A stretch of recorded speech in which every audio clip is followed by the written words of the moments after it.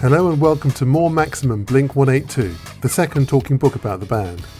It was written and researched by Ben Graham, music is by Amanda Thompson and it's read by Nancy McLean.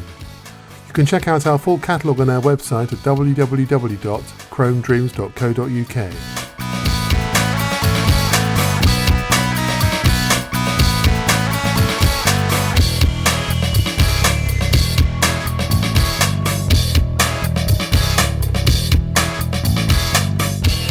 I think we were terrible, but I think that we had a lot of potential, and I think that we had, a lot of ambition and a lot of drive to try and get better and try and learn our instruments and try and write better songs. So, it's one of those things where you look back and some of the songs just go, what the hell were we thinking? But at the same time, I just remember how amped we were to be playing in a band and just be creating music and doing something different, and so it's good memories as well.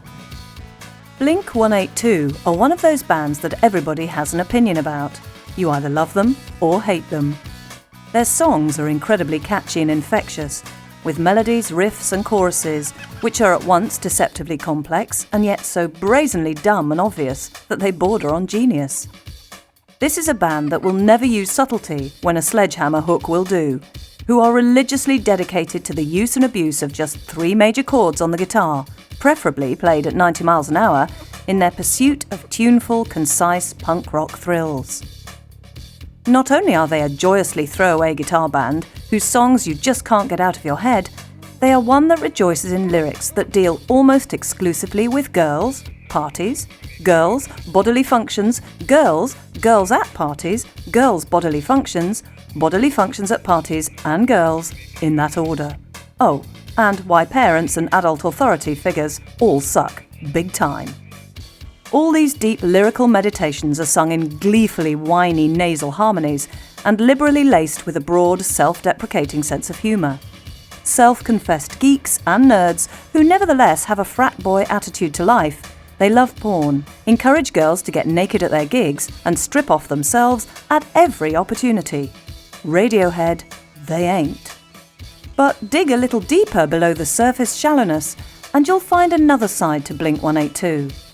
This is the band who colour-coded the joke songs on one album to differentiate them from the serious tunes, which formed the overwhelming majority. While still gleefully fast-paced and addictive, these songs deal with the full range of human emotions: love, lust, guilt, sadness, bereavement, despair, insecurity, anger, alienation, and so on. This is a band with a deep sympathy for the outcast and the outsider, who well into their 20s are still unravelling the inner turmoil of high school and growing up on behalf of their mostly teenage audience. This is the band whose drummer was for a long time straight edge, because he connected alcohol to violence and couldn't condone anything that promoted aggression. As songwriters, they use humour and pathos to overcome their own sense of self-doubt, without ever descending into the trap of taking themselves too seriously or thinking that they're different from anyone else. Formed in San Diego, California in the early 90s, Blink-182 emerged from the SoCal punk scene that was itself founded on the hardcore ethos of the 1980s, one that put tolerance, fairness, equality and independence way ahead of making money, acquiring fame or scoring chicks. When slightly older bands like Green Day and The Offspring broke through in the mid-90s, mixing aggressive, mosh pit-friendly guitar rock with catchy tunes, clean production and accessible lyrics, they created a space where a band like Blink-182 could flourish. Their playing, writing and performing skills, honed by years of non-stop touring and releasing records on a series of independent labels, Blink's 1999 major label debut, Enema of the State, was the success story of the year. Hit singles, What's My Age Again and All the Small Things caught the mood of the bored and horny teenagers everywhere, and you show me a teenager who isn't bored and horny, whether they were party animals or couldn't talk to the opposite sex for the life of them. Suddenly, Blink-182 were never off of MTV or drive time radio, their skinny, pasty white chests exposed to you everywhere you looked. Singer-guitarist Tom DeLonge, bass player Mark Hoppus and drummer Travis Barker, who joined in 1998, replacing original drummer Scott Rayner, were voted Best New Band at the 2000 Blockbuster Awards. Not bad, after nearly a decade in the business. They had certainly surpassed all of their expectations, easily outstripping the success of their original heroes, cult punk groups such as The Descendants and Bad Religion. There was no question that Blink-182 had made it. But where were they going to go from here?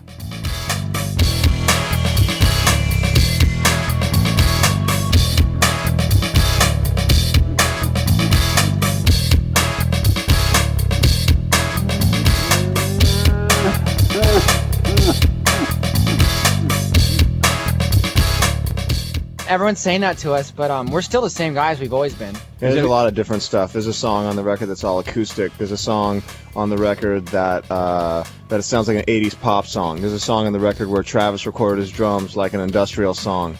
There's a lot of different stuff going on. As Blockbuster's favourite new group coasted into the 21st century on the success of Enema of the State, their fourth LP, they watched with mixed feelings as their back catalogue was re-released and repackaged for a new generation of fans who had latched on to Enema's hit singles, What's My Age Again and All the Small Things.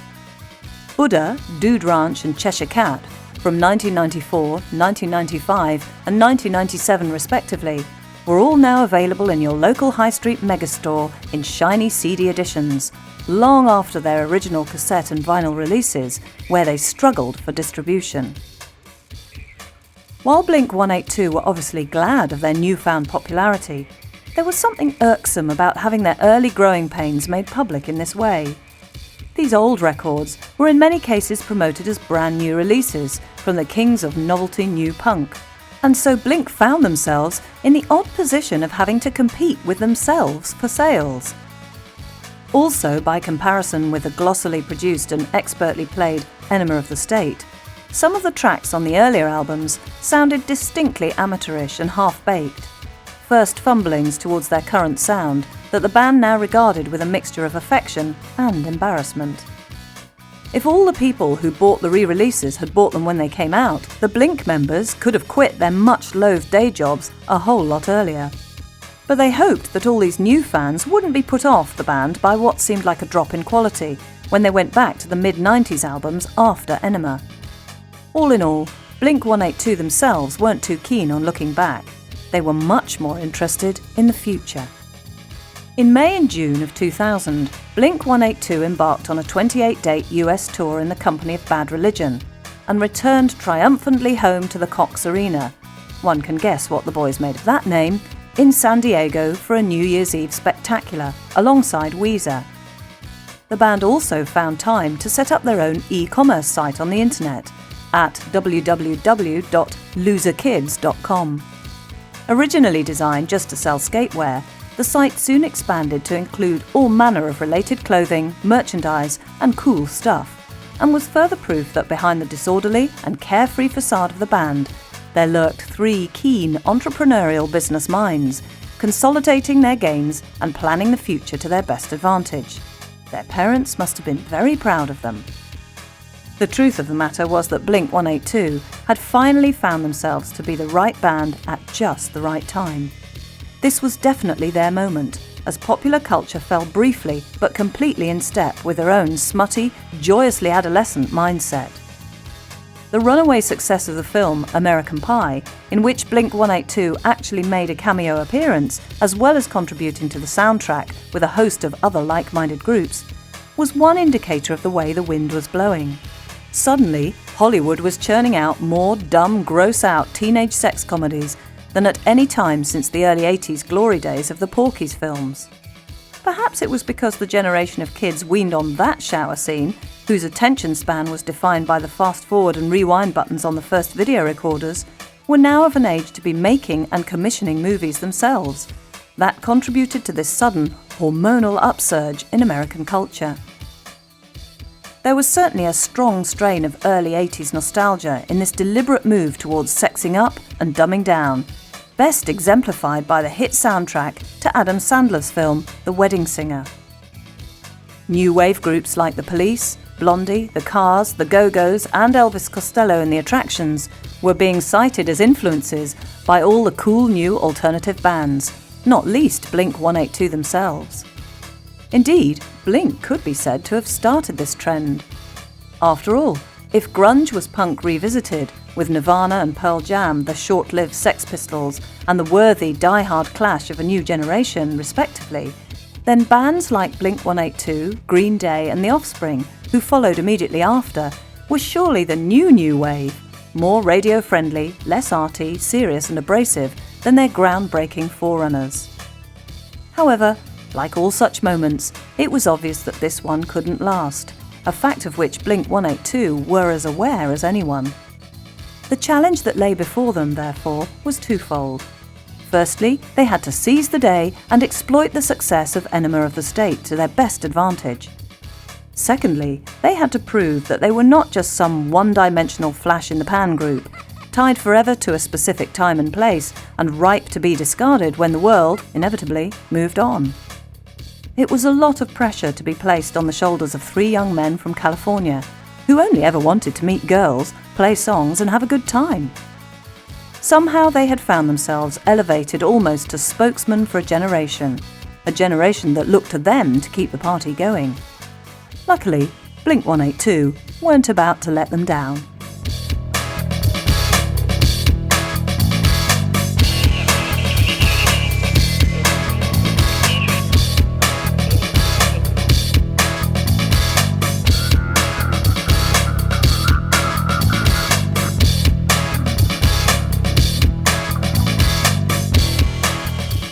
So the studio process is pretty fun. It gets monotonous sometimes, but you're in there 12 hours a day for 3 months trying to, what I say, what I make it an analogy is, you just go out and spend hundreds and hundreds of thousands of dollars on the best recording equipment in the world, like mixing boards and microphones and amplifiers, just to record onto tape how bad of a musician you really are, And so whatever. Blink-182 had expected to begin recording their 5th studio LP in the summer of 2000, immediately following their tour with Bad Religion. Sessions had to be delayed, however, when drummer Travis Barker broke his pinky finger. Instead, Plan B was hastily put into action. The band had been planning a live album for some time. Blink-182, known for their legendary, outrageous concerts from the beginning, when their onstage antics and repartee had been just as important as the music, were keen to capitalise on their reputation. Ironically, the quality of their live show was one of the reasons that it took so long for Blink-182 to get signed, as many record companies felt that the brilliant mayhem of the gigs just couldn't be adequately translated onto vinyl or CD. As Blink-182's songwriting improved, however, so did their musical chops, helped in no small part by their dedication to constant touring. From their first self-financed jaunts across the country, crammed into a tiny van and reliant on sick days from work, to the cooperative punk package tours, which took them outside America for the first time, Blink-182 had honed their live performances to a fine edge, retaining the gleeful anarchy expected of them, but augmenting it with a polished musical professionalism. The hours spent in each other's company, whether performing or not, had created a bond between the band members that often seemed like telepathy on stage, as each provided feeds or punchlines to the other's jokes with immaculate timing. Now that the tables had turned, with many more recent Blink-182 fans knowing them from their records without ever having seen them live, the time seemed right to give these stay-at-home followers a taste of what they'd been missing out on. Working titles for the live album included Fuck Everybody, They Should Burn in Hell and Fuck Everyone, and That Includes You. But the band eventually settled on the somewhat less controversial The Mark, Tom and Travis Show, subtitled The Enema Strikes Back. Recorded by the band's regular producer Jerry Finn over 2 concerts on the Enema of the State tour at Los Angeles' Universal Amphitheatre and San Francisco's Pacific Auditorium, the album showcased Blink-182's stand-up comedy skills alongside their music. Running to a total of 20 tracks, the Mark, Tom and Travis Show effectively functioned as a kind of alternative greatest hits collection, with the bonus of some of the funniest and stupidest between-song banter ever to make it onto disc. When, towards the end of one show, Tom suggests, while introducing their final song, "You can leave now and beat the traffic. You know it's just a setup for Mark to respond, or you can stay and beat the meat." It's a typical exchange, breaking up some exemplary renditions of some of the band's best-loved songs, including All the Small Things, Dick Lips, Family Reunion, and more. The album features one new, previously unrecorded tune, Man Overboard, which was released as a single on the 16th of October 2000.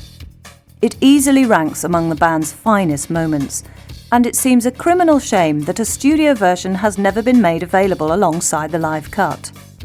Another point about the live album is that between the displays of obvious excitement and near-frantic enthusiasm from the audience, which, judging from the high-pitched screams greeting the intro to each number, must boast nearly as many girls as boys, it really shows what excellent musicians the guys have become. Tom's guitar playing in particular is incredible throughout, and it seems impossible that he's generating all that noise and melody single-handed while singing as well. And those Blink songs have a surprisingly large amount of words, considering their dumb reputation. Props must go out as well, of course, to the rhythm section, who keep things tight and awesome from start to finish. An inessential record it may be for anyone who already has their studio albums, especially with the sole new song being available as a single.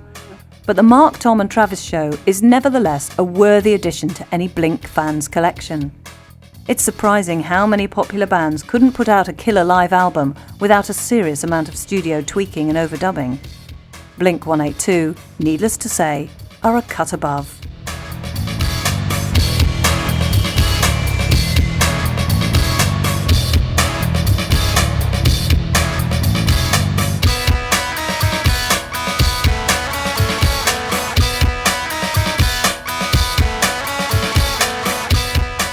I don't know if it's a more mature album. I think it's a more advanced album. We definitely have some songs on here that do not have any maturity in them at all. And then we have some that are about, it's all the same subjects that we've always talked about. It's an album about relationships with family and girls and friends and life and divorce and all kinds of stuff. And, being young and going to a party and trashing your friend's house and just things like that. But I think that we've just gotten better as songwriters and lyricists. So I don't think it's more mature. I just think it's a better, more advanced record. Blink-182 finally finished recording their fifth studio album in March 2001.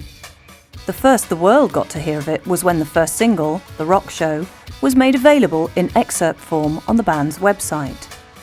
The song hit the shops on the 4th of June and was accompanied by a typically zany promotional video shot by the fraternal production team Emmett and Brendan Malloy. The album itself followed a week later and was a phenomenal success. Despite the near overload of Blink product in the last couple of years, Take Off Your Pants and Jacket raced out of the shops to become the band's first bona fide Billboard chart topper. By this time, however, the band were already engaged in a punishing round of live dates and were far too busy to celebrate, or to celebrate any more than they were doing every night on stage anyway. During April and May, prior to the album's release, Blink-182 had embarked upon the 8-date Civic Tour of America, which was sponsored by Honda Civic, and which culminated in a competition to win a car customised by the band at the end of the tour. This was followed by a larger US, European and World Tour, kicking off in May and continuing well into the fall. It incorporated the Pop Disaster Tour, which saw the band co-headlining with their sometime rivals Green Day, and featured Saves the Day and Jimmy Eat World, as well as unknown San Diego punkers Cut You Up, whose experiences on the tour were immortalised in the Blink-182 shot video Riding in Vans with Boys, released in 2003. Take Off Your Pants and Jacket was made available in 4 different versions, although each CD was identical from the outside, meaning that it was entirely pot luck which version you received. Whether the album's huge sales were in any way due to the completist Blink fans buying more and more copies until they eventually had one of each version is unknown. Of the 4, one was a clean version, the least popular one suspects, while the other 3 each had a different bonus track. These were denoted by symbols on the CD itself, which would either show an ascending aeroplane, signifying takeoff, a pair of pants, or a jacket. The band also donated the track Every Time I Look For You to the soundtrack of American Pie 2, where it appeared alongside songs from the likes of Green Day, Three Doors Down, Uncle Kracker, and Alien Ant Farm. Further singles, First Date and Stay Together for the Kids, were released successively in October 2001 and February 2002, both accompanied by distinctive videos. For First Date, Emmett and Brendan Malloy took over an entire Vancouver suburb and redecorated it in lurid 70s kitsch, so that Blink, in appropriate wigs and costumes, could be filmed on a day off from the Canadian leg of the tour. The Stay Together video was altogether more sombre. Originally shot on September 10th and 11th, 2001, with director Samuel Bayer, the first video showed a wrecking ball demolishing a house that the band were playing in, symbolising the effect on the family home, and the children especially, that a divorce can have. When the tragic events of that day in history became clear, however, it was apparent that, however appropriate the video was to the sentiments of the song, it would be inappropriate to release it at such a time. Accordingly, the single's release was delayed while a new video was shot. Ironically, the one Blink video that wasn't intended to be in bad taste was the one that they were forced to reconsider. As a stopgap between the two singles, blink-182 also released a new version of their anti-Christmas anthem, I Won't Be Home for Christmas. Originally recorded and released in 1997 with drummer of that era, Scott Rayner, this new take allowed Travis to feel a part of the festive fun, but was otherwise pretty much faithful to its predecessor. The band finished off the year by performing Rock Show and First Date live from Hollywood on ABC TV's Dick Clark's New Year's Rockin' Eve. With their official biography, Tales from Beneath Your Mom, also out in the shops, penned by Mark Hoppus' sister Anne, it was a triumphant climax to Blink-182's most successful year yet.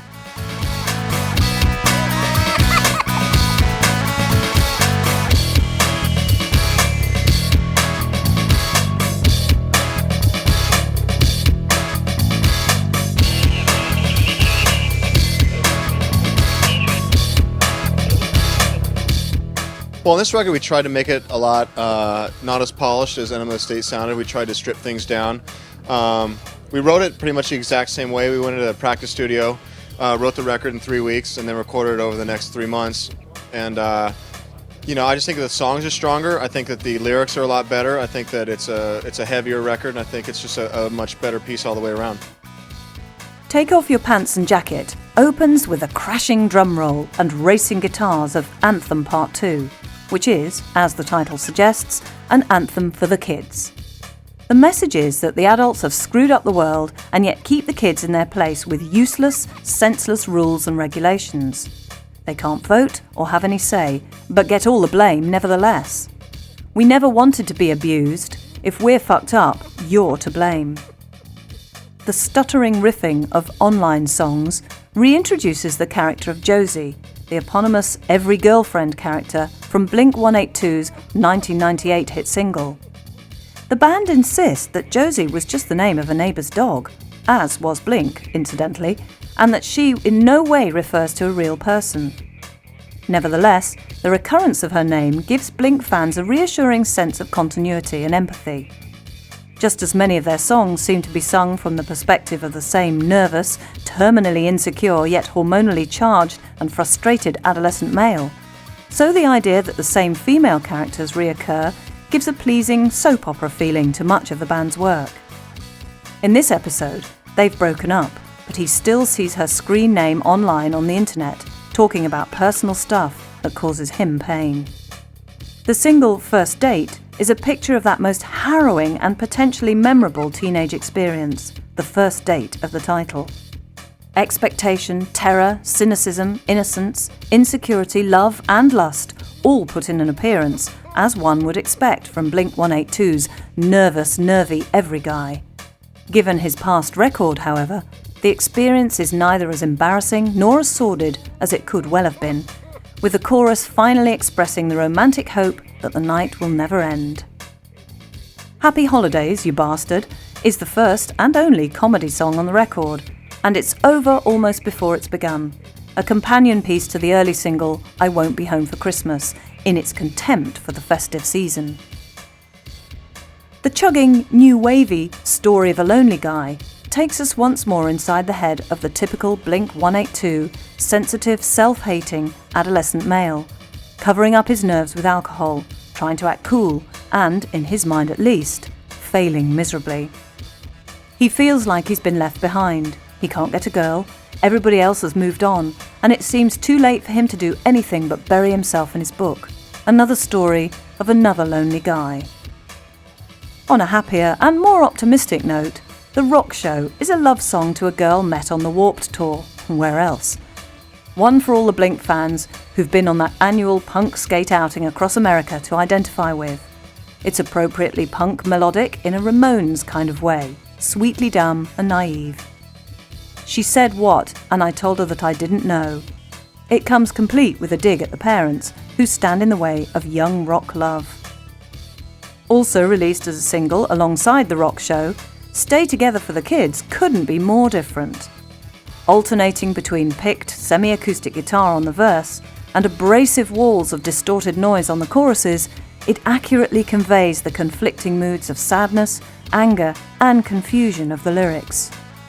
Sung from a kid's point of view, it looks at a dysfunctional family where the parents are constantly fighting, making life a misery. The idea of staying together for the kids is a joke, because in fact the kids would probably be a lot better off if they just called it a day and agreed to live apart in peace. Roller Coaster bids a fond farewell to a girl who was the narrator's favourite ride, and who made him promise never to tell, ignoring him when they met in class and so on. Reckless Abandon muses on the notion that everyone would rather have one great summer of getting wasted, acting irresponsibly and having a mad time, than one of working hard, getting good grades and studying for your future. But that you always have to pay, and chances are that Reckless Abandon will leave you with scars one way or another.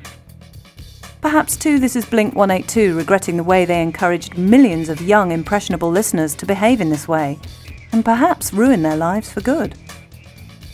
Every Time I Look for You is another end of the relationship, regretful love song, while Give Me One Good Reason is a celebration of the generation gap.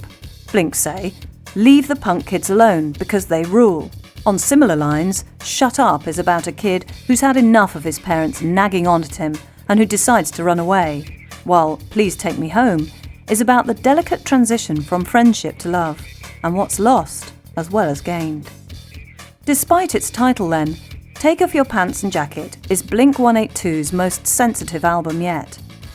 Their concerns are still resolutely adolescent, but the emphasis is on emotions rather than sex.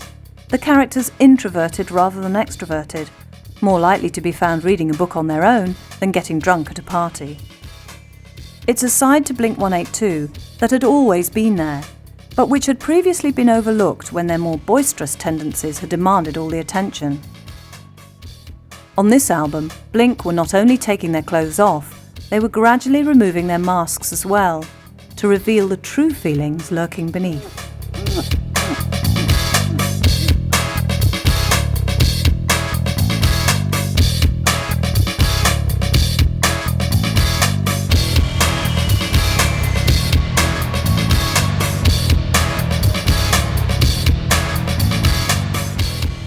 When I got up in front of a bunch of people and said I wanted to have sex with a 9-year-old, I thought that was funny until... A lot of people don't think that kind of humor is funny. Yeah, I mean, of course I don't really want to have sex with a 9-year-old, but the idea of saying that in front of, 4,000 people seems funny to me, and I said it.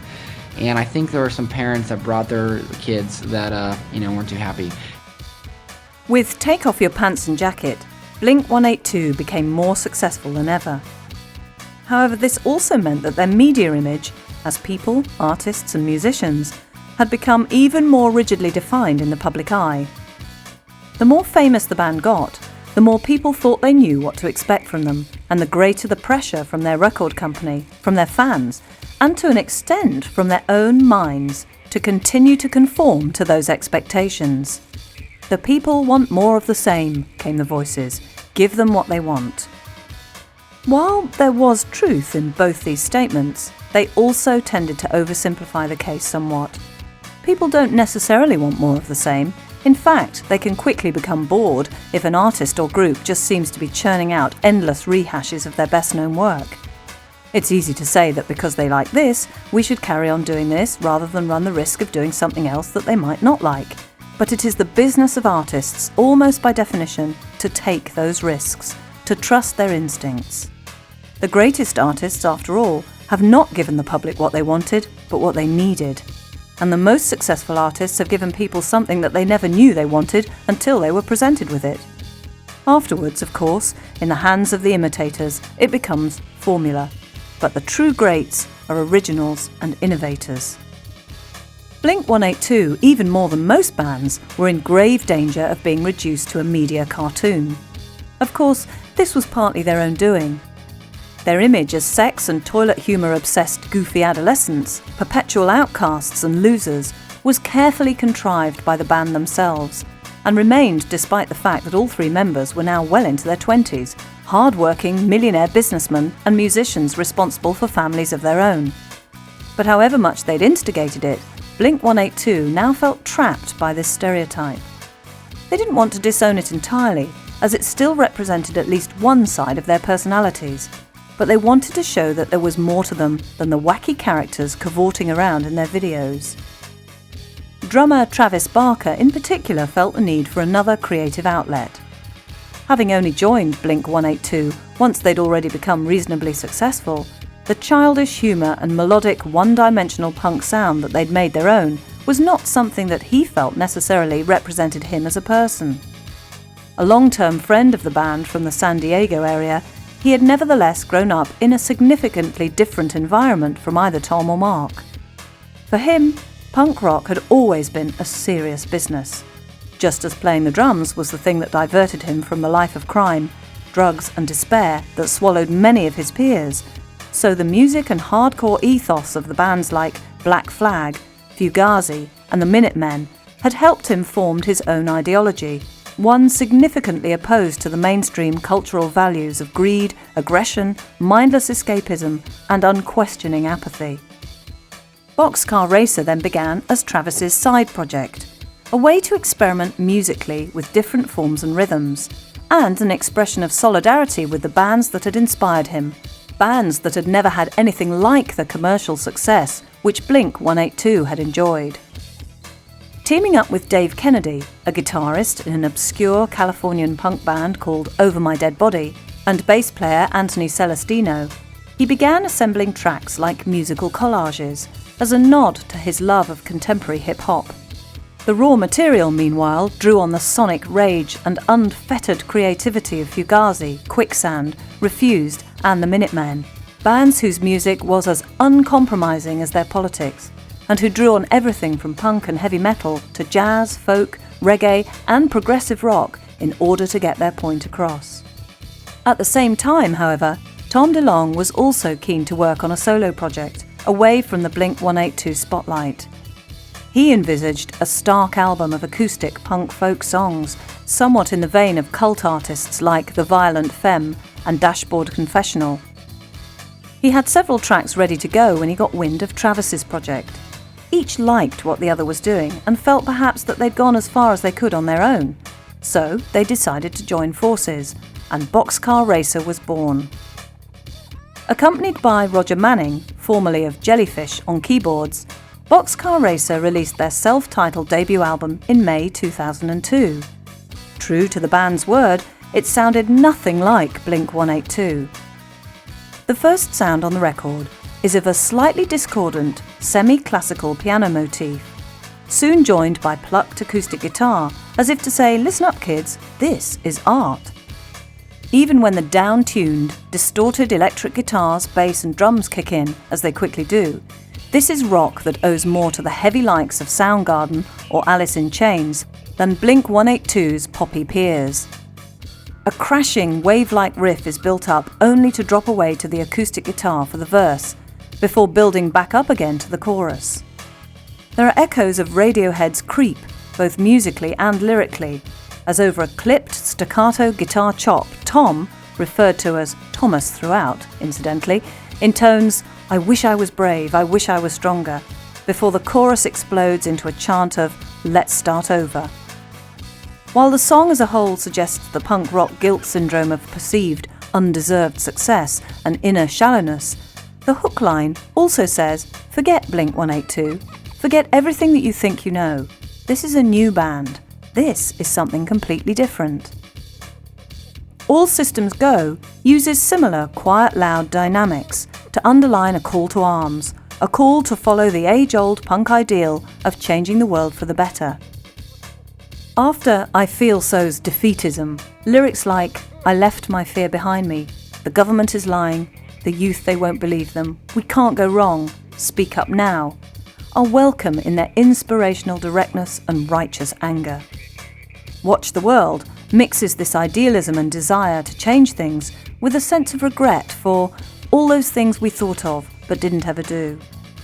Musically, the influence of Fugazi is plain in the chiming guitars and half-military, half-jazz-style drumming. On Tiny Voices, a quirky, minimal guitar riff is followed by unadorned vocals over clattering drums until the big sheet metal guitars crash in on the chorus, while a dreamy, semi-acoustic interlude is interspersed with snippets of a distant conversation. Tiny Voices indeed. Cat Like Thief, originally titled Don't Leave Her until the very last minute, features guest vocals from Tim Armstrong of Rancid, whose slur speaks his way through the verses before Tom comes in singing on the chorus. The guitars again rely on tension and harmonics in a Fugazi style, and in combination with the soaring, hymnal vocals on the chorus, the effect is also reminiscent of U2. On And I, a plaintive, needy love song, the emphasis is on the rhythmic interplay of bass, drums and vocals, with guitar mainly used for texture and impact on the chorus.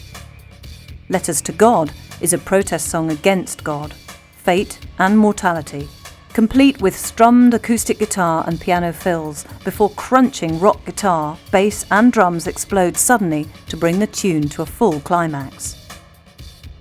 Light Relief comes in the form of My First Punk Song, which sounds much as the title suggests, only played far too well to genuinely be the work of naive punk first-timers. Almost a parody of the perceived formula of Tom and Travis's other band, it's a breakneck 3-chord thrash about a minute long with breathless, spat-out vocals, the only intelligible line being the yelped, "I got no dick" at the end. Sorrow is a mid-paced, brooding rock number, with layered guitars, piano and angst-ridden vocals over a skittering drum pattern, while There Is just acoustic guitar and vocals over a Marshall rolling snare drum, a truly heart-bearing confessional in which ecstasy pills seem to have the opposite effect to their name, sending the swallower into a long dark night of the soul, an introspective examining of just where his relationship went wrong and wondering if he'll ever be able to live without her. The End With You could be a continuation of the same song lyrically, over a slow chopping guitar that finally lets rip on the chorus. The third member of Blink-182, Mark Hoppus, appears to trade vocals with Tom over an insistent drum rhythm and hypnotic harmonic 2-chord guitar on Elevator. The final line, as an ominous cello rolls into view, is a repeated "Let's forget this and move on," which seems to take us full circle back to Let's Start Over on the opening track. The album ends with an instrumental number that consolidates the record's musical themes. Both a purge and a new beginning, the Boxcar Racer album effectively exorcises the ghost of Blink-182's past and draws a line in the sand from which the band can start over again.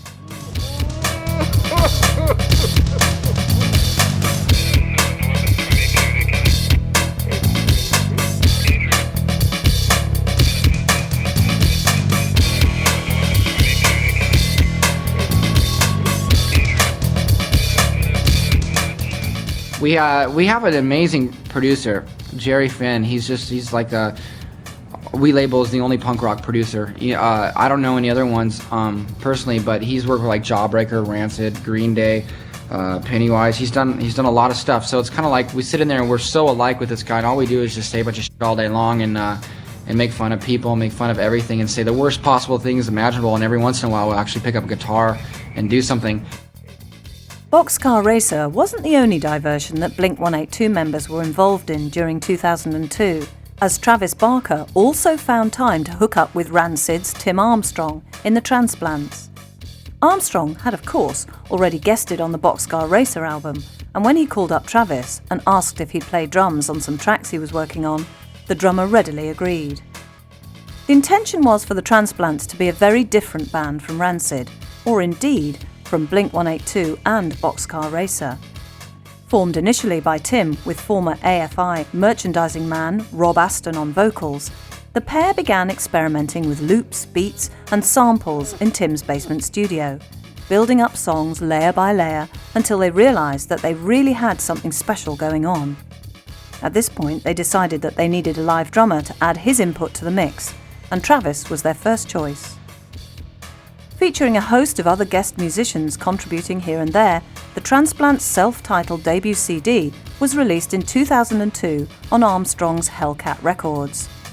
A unique mixture of punk, reggae, hip-hop and nu metal with a dash of techno, the album spawned an unexpectedly huge hit single in Diamonds and Guns, which, despite being banned from the airwaves during the Second Gulf War, eventually found itself soundtracking a shampoo advert. A bizarre fate for a punk protest song against globalisation and corporate greed.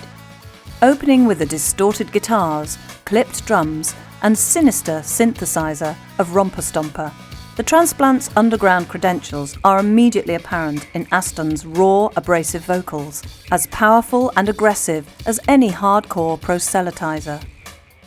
The second track, Tall Cans in the Air, however, showcases a more dancey, upbeat groove, sounding like Beck gone punk metal mental. It's between these two poles of all-out rock rage and sunny, ska-rap dance numbers that the album continues to oscillate, often in the space of one song. DJ DJ features Tim on vocals in reggae toasting mode over bouncy ska rhythms from Travis. The influence of The Clash, always present in Tim's other band, Rancid, is also inescapable in the Transplants, particularly on DJ DJ and also the single Diamonds and Guns. The rolling piano riff suggests an updated Rock the Casbah, while the woo-woo backing vocals are straight from the Rolling Stones' Sympathy for the Devil. Add in a skanking rap from Sondubi, the contrast between Armstrong's laid-back slur and Aston's angry bark, a constant stabbing beat from Travis and the hook-line observation that it's a wicked world that we live in, and you've surely got something for everyone in one of the catchiest singles of the year.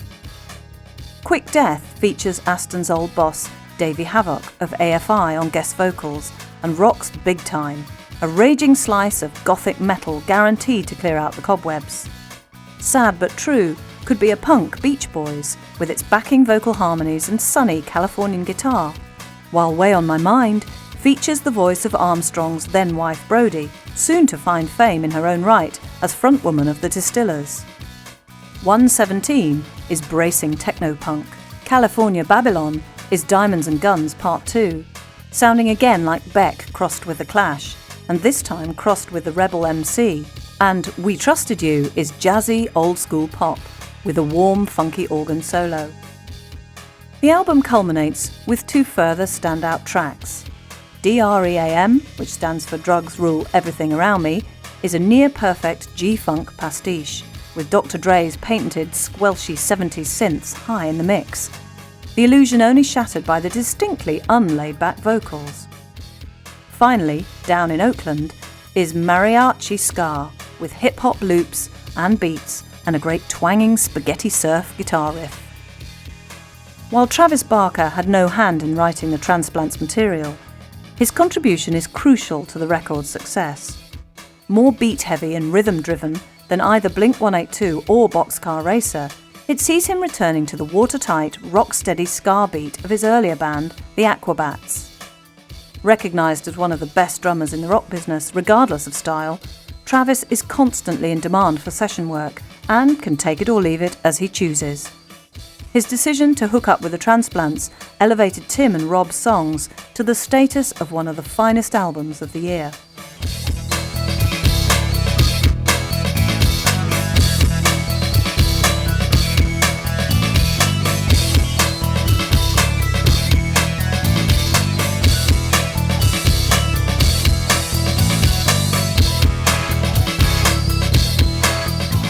be the best you can be, the United States Army. So people go, And fuck kill. yeah. They go, yeah, I'm gonna be the best I can be. And they go and they're, I'm leaving home, and they sit at the bus stop, they get on the bus, and they get there, and some guy screams at you. You have to sleep with a bunch of other men, shave off your head, and just march all day long, and then end up just painting and sweeping for like the next 4 years until you can get out.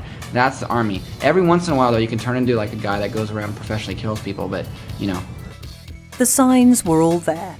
Blink-182 were growing up. Tom DeLonge became a father on the 15th of July 2002 when his wife Jennifer gave birth to their baby, Ava Elizabeth. The band also made their peace with authority enough to go out and play shows for US troops involved in the invasion of Iraq in Bahrain and Kuwait. We don't really get involved in the whole political side of things, whether or not we should have gone to war, Mark Hoppus stated on the band's website. We're going over there because these guys are putting their lives on the line. Hoppus's military family background, his father was a high-tech weapons designer for the US Navy, may well have informed his patriotism and sense of empathy for the soldiers. The band donated a signed guitar to an American submarine commander in the Gulf and incorporated their performances in front of a backdrop of the American flag into the video for their first single in nearly 2 years, Feeling This. It was a far cry from streaking naked through the suburbs and cavorting with porn stars, and the message seemed clear. Blink-182 were now responsible, God-fearing, all-American youngsters. Their tattoos and buzz cuts, when seen in a military context, no longer images of rebellion, but of strength and discipline. There was still time for fun and games, though. In November 2001, the band shot a sketch for the Fox network's Mad TV show, a parody of 1950s American sitcom Leave It to Beaver. Leave It to Blink-182 found the boys playing up to their image, but trapped in the straight-laced suburban Cleaver family home, familiar to generations of TV viewers. A new Blink song, Action, was premiered in the video game Madden NFL 2004, and Tom and Mark found time to moonlight as presenters on MTV, interviewing Mel Gibson and Mike Myers respectively. In 2002, the band released their second full-length video, charmingly titled The Urethra Chronicles Volume 2, Harder, Faster, Faster, Harder. This featured a documentary film on the making of Take Off Your Pants and Jacket, plus concert footage and the videos for all 3 singles from the album, including both versions of Stay Together for the Kids. This formed a follow-up to the Urethra Chronicles Volume 1 from 1999, which had featured a fly-on-the-wall documentary of the band on tour, as well as videos from the Enema and Dude Ranch albums. Blink finally announced their full-on return as a band with November 2003's Dollar Bill Tour. This was a series of 10 small club dates across America, tickets for which cost only $1 each. Initial batches obviously sold out in a matter of minutes, but a certain quantity were held back to be made available through local outlets nearer the date of the performance. For these shows, a thank you gesture to their fans, the band were billed as Blink-182 sponsored by Blink-182, an ironic acknowledgement of the fact that they were known and often derided for their open use of corporate sponsorship on their tours, as well as in their choice of clothes, musical instruments, and product endorsements. It was also a way of pointing out that they were paying for these intimate shows out of their own pockets. A full-scale world tour followed early in 2004, with the European leg kicking off at London's Wembley Arena on February the 6th, a true indicator of the size of venue that Blink were now capable of filling.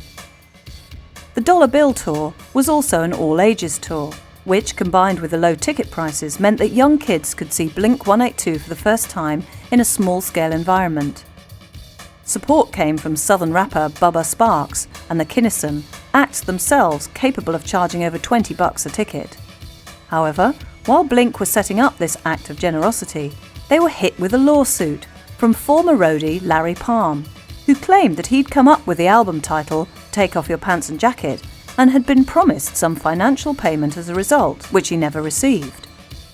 In June 2003, he sued Blink-182 for a breach of oral and/or implied contract, promissory estoppels, fraud, and unjust enrichment. It seemed that no matter how hard you tried to grow up and take responsibility for things, someone was always waiting to drag you right back down.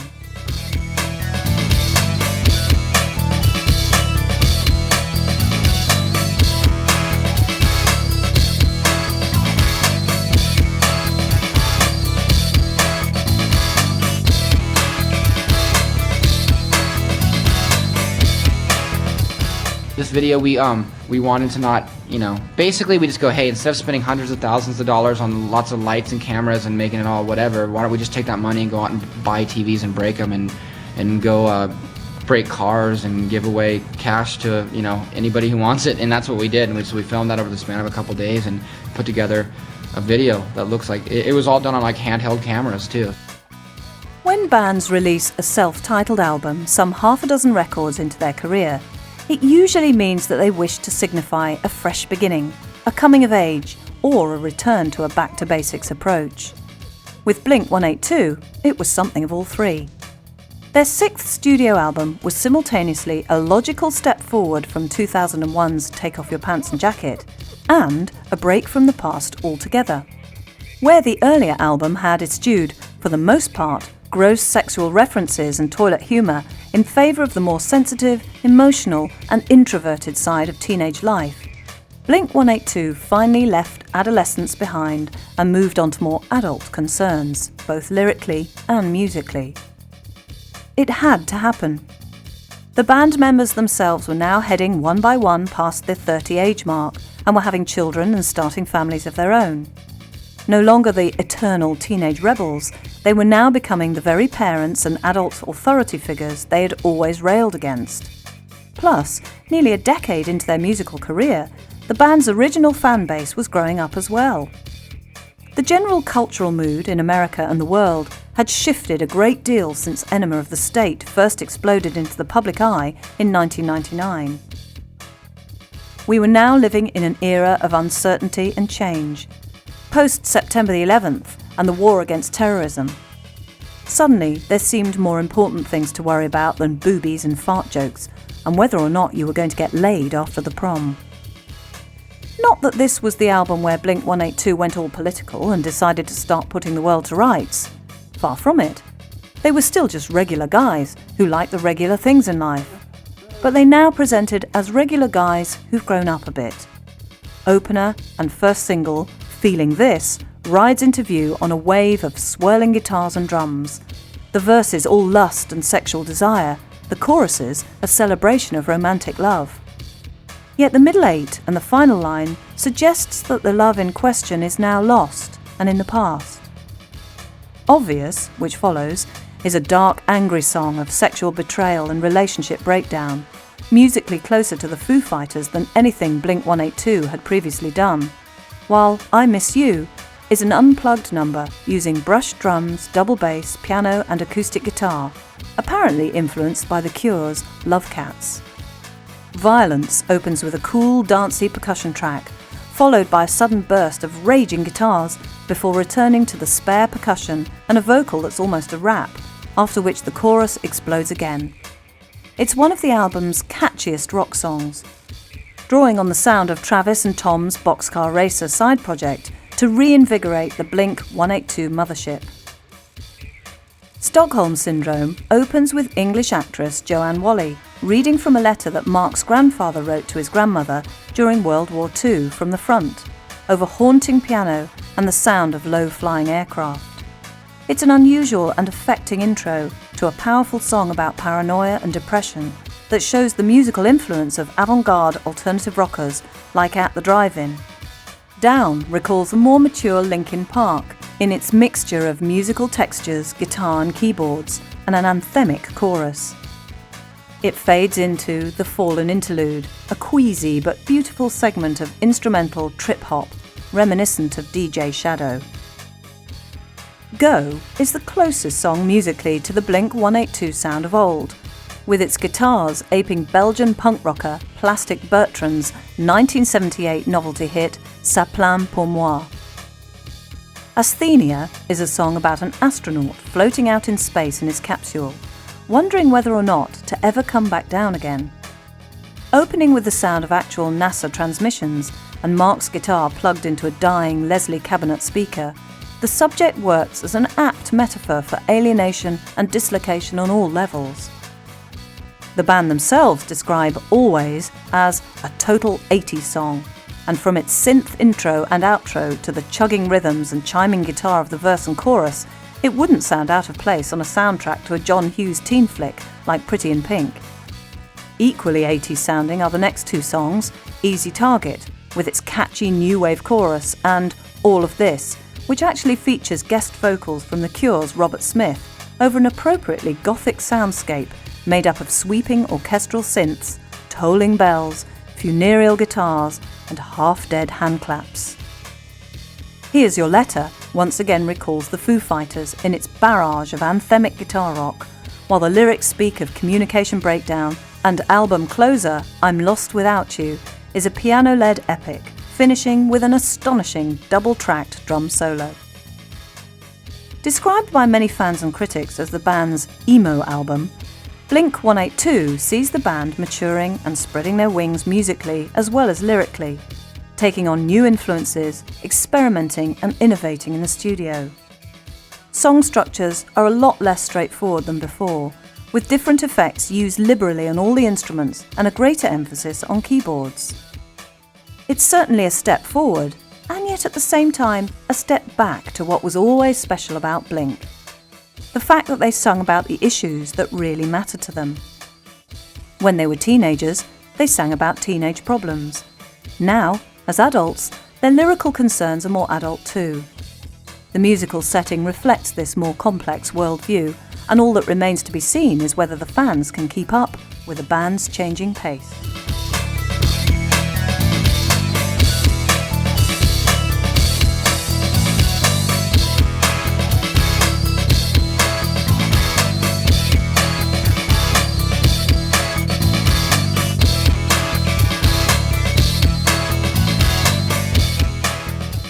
On Dude Ranch, we used a song called Degenerate that we'd written in the very beginning of our band, and we've gone back and used some different material. The real reason why is because about this time in our career, we're starting to run out of guitar riffs and like ideas, you know. And so we started pulling out of like the archives, got all these like songs.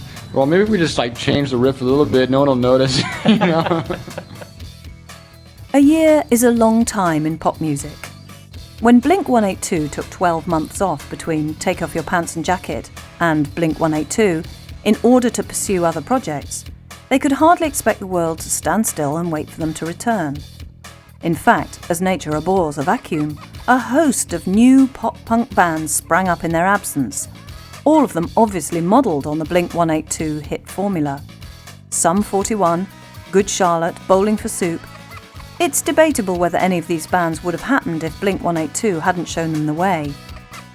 Even chart-topping UK boy band Busted owes something to the Blink-182 tradition of fast-paced, melodic rock songs about getting dumped by a girl at the school prom. Blink-182's response to these competitors, however, was admirable. They raised their game to the next level, moving on and leaving them behind in the dust, looking like yesterday's news. Returning on their 6th album, Blink refused the easy option of rehashing past glories, letting the younger bands do that for them. Instead, they made what could be mistaken for the cool debut album of a brand new band, were it not for the obvious confidence and expertise of the playing and songwriting, born of years on the road and in the studio. It remains to be seen whether the new Blink-182 will go on to ever greater heights of success, although they certainly deserve to. It would be a shame if this bold change in musical direction lost them the support of their old fans rather than gaining them new ones. And yet it's plain that by standing still they would have done themselves no favours either, and that letting time simply pass them by was not an option. Blink-182 have stayed true to themselves and have allowed the music to grow up as they have, which is the most courageous and punk rock thing that they could possibly do. While their critics may be itching for the chance to write them off, it looks as if, for Blink-182, a new chapter is just beginning.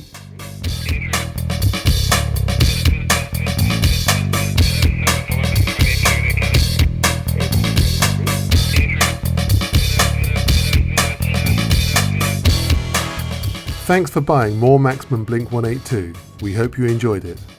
Watch out for further titles on Chrome Dreams coming up soon. If you did enjoy or have any comments or suggestions, write to us at Chrome Dreams, PO Box 230, New Malden, Surrey, UK, KT36YY, or email on mail@chromedreams.co.uk. Details of our full catalogue are listed on our website at www.chromedreams.co.uk. chromedreams.co.uk. Thanks again for listening and goodbye for now.